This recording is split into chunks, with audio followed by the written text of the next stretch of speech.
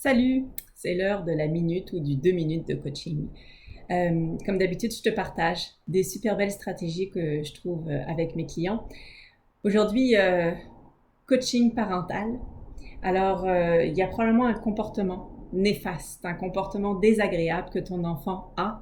Alors, ce comportement, une fois que tu l'as identifié, euh, je t'invite à aller chercher l'intention positive. Alors, l'intention positive, c'est ce qui fait, c'est le besoin qui est en arrière de ce comportement néfaste.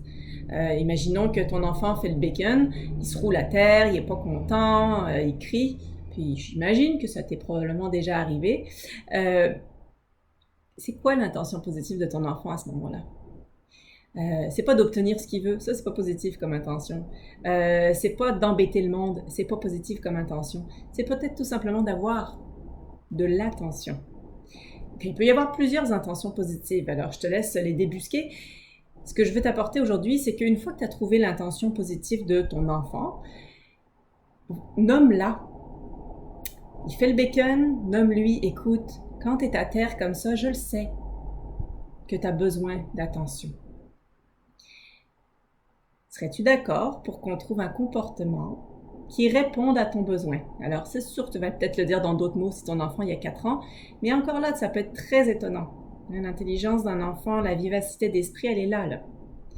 Donc, donne-lui cette possibilité de se dire de quelle autre façon tu peux répondre à ton besoin, à ton intention positive, de quelle autre façon tu y réponds.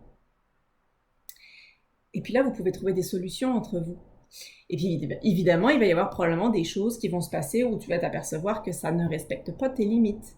Alors s'il te dit, moi j'ai besoin d'attention parce que je voudrais que tu joues tout le temps avec moi. Évidemment, tu ne peux pas jouer tout le temps avec ton enfant.